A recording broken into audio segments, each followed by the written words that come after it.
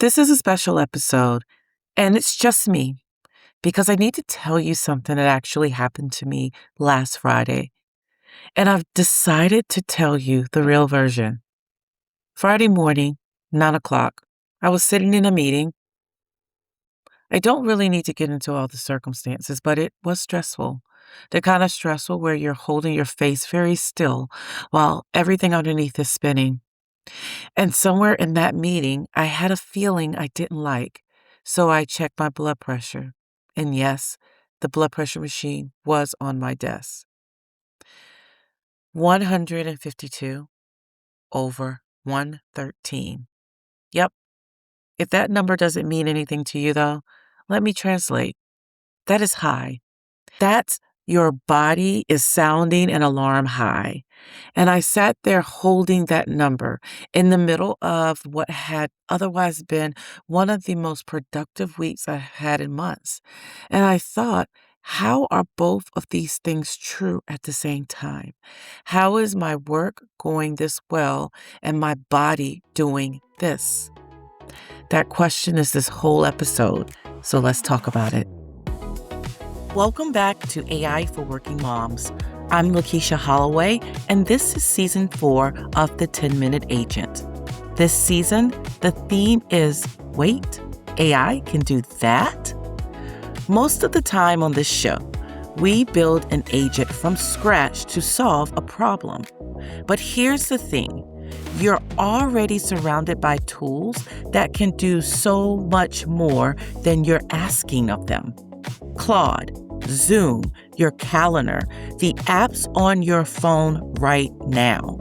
And most of us are using only a small part of what they can actually do. So this season, I'm showing you something different, the unlock.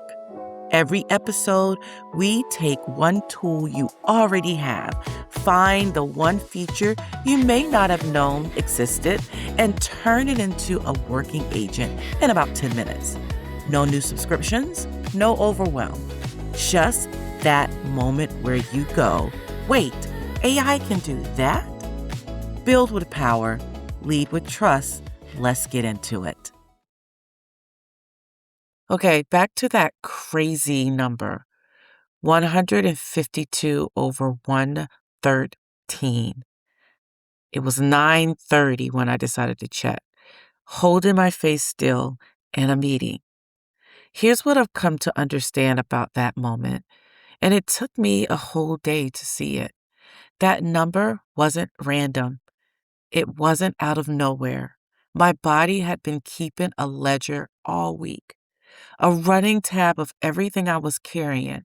And Friday morning, in that meeting, it sent me the invoice. And the thing that stopped me cold is what the invoice is actually for. Because on paper, I had crushed it that week. I got more done than I have had in a while. And a huge part of how I got so much done was AI. So I want to talk honestly about that because I teach you to use these tools to get your time back. And I need to tell you about the part nobody puts in those productivity posts. So here's why it matters for working moms. We are being sold efficiency as a whole answer. So do more in less time, clear the plate faster. And I believe in these tools. You know I do. But there's a lie tucked inside that promise, and it nearly caught me. I nearly crashed out.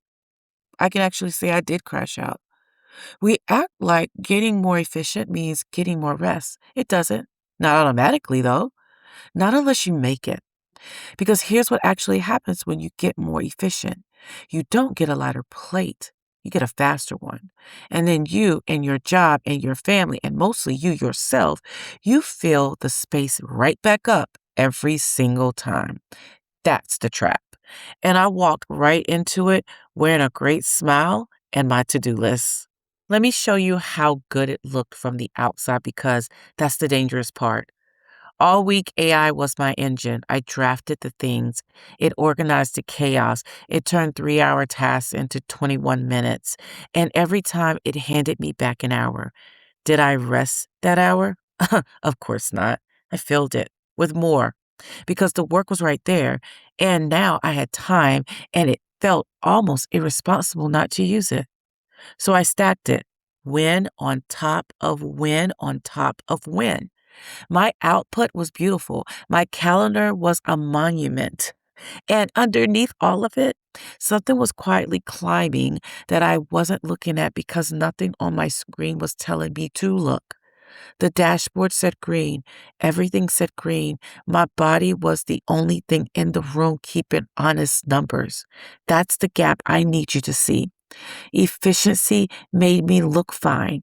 It did not make me be fine. And those two things drifted further apart all week until Friday morning when they finally collided at 152 over 113.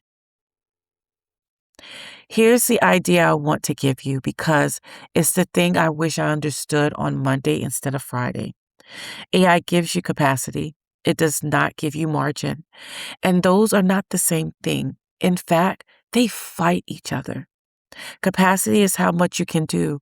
Margin is the empty space around what you do, the room to breathe, the pause, the not scheduled, the slack in the rope. And here's the cruel little twist. The AI, yeah, faster tools make you faster.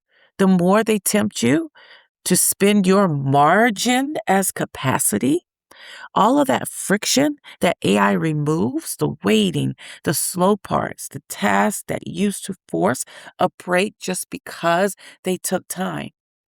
A lot of that friction was your rest.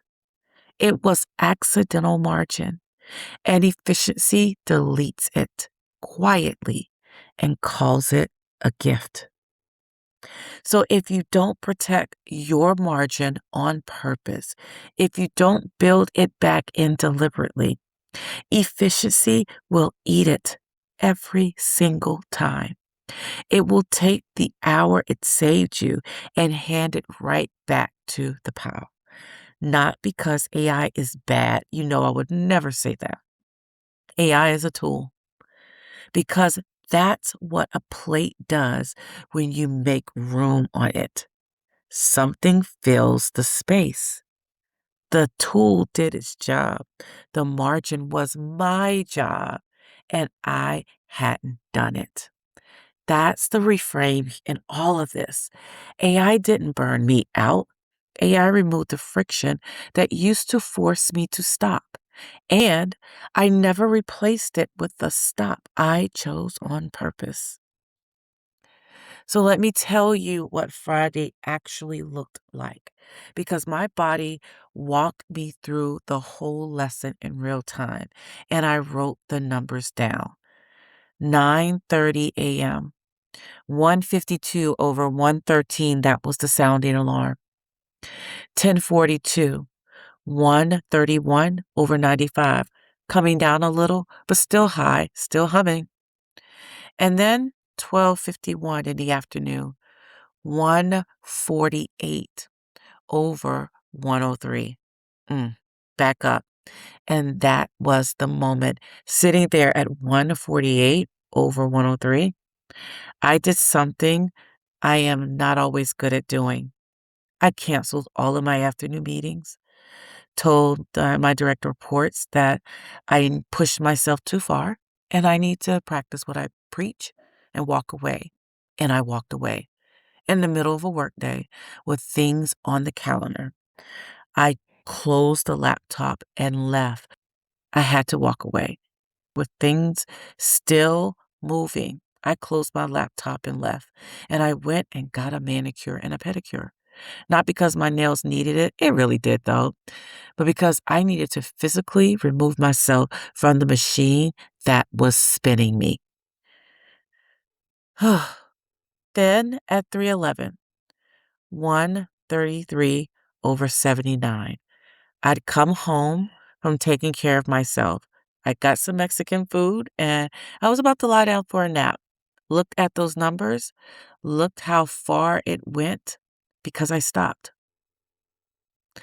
And then 9:57 that night, 118 over 73. Normal. We did it. After dinner with my husband and his dad and his uncle, after connection, after a whole day of choosing over and over to put the plate down. Same day, mamas, not the next morning. I didn't sleep it off from 152 over 113 to 118 over 73 in 12 hours.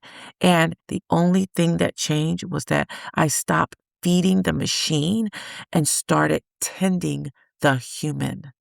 My body wasn't broken. It was telling the truth. And the second I finally listened, it started to settle. And let me say this plainly to you because I love you and I have to.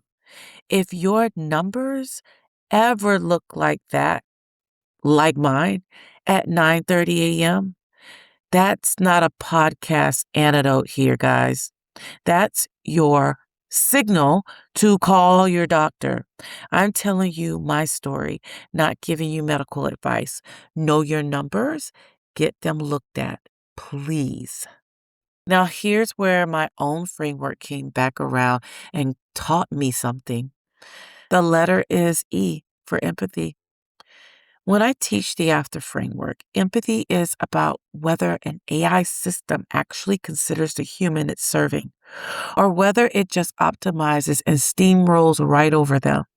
A system that gets the job done but has no regard for the person operating it, that's not a well designed system. That's a dangerous one. I say that about AI all the time. And Friday, my body asked me a very fair question. Lakeisha, when's the last time you designed your own week with empathy for the human operating it? Because that's what I'd built, a gorgeously efficient system running full tilt with zero regard for the woman at the center of it. I've never accepted that design from AI. And I'd been living inside it, running it on myself all week and calling it a good week. So here's empathy turned all the way around to face you. You are the human operator of your life. You deserve at least the same care you'll demand any system to show a person. The efficiency means nothing if it runs the operator into the ground. Design it for her. Design for you. So here's your one thing this week, and it's not a tool, it's the very opposite of a tool. Take 1 hour that AI saved you this week and don't refill it. Protect it. Put it on the calendar as nothing and defend it like it's the most important meeting you have because it is. That's not lost productivity. That's just installing the margin that efficiency quietly took. Make one stop on purpose before your body makes it for you. And if you've been running like I was, smiling, producing, climbing, ignoring the human underneath, this is your permission slip for someone who found out the hard way. Put the plate down before it puts you down. And come into the AI Confidence Playground and tell me honestly, we're safe there. Where in your life you've been spending margin like it's capacity? Where's the human you've been ignoring?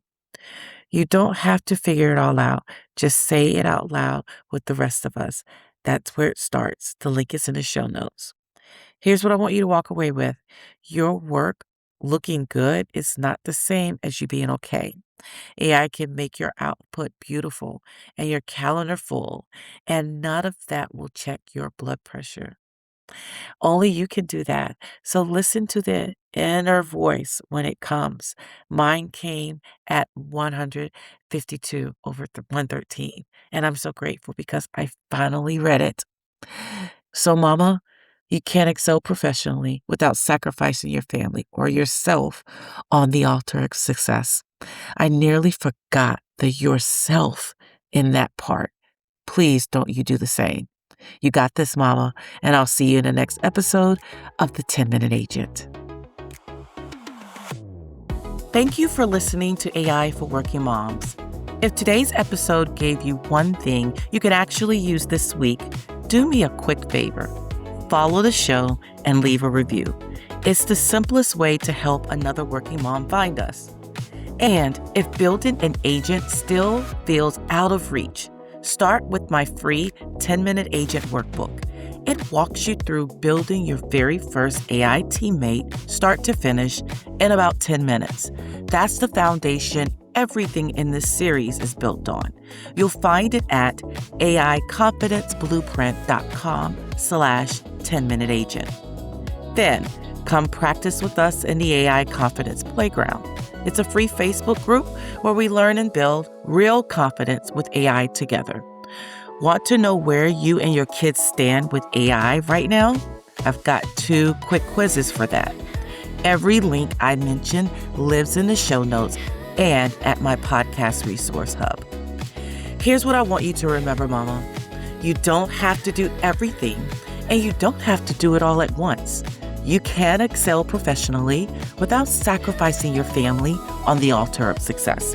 This is AI for Working Moms, because the future of work should work for moms too. I'll meet you in the next episode.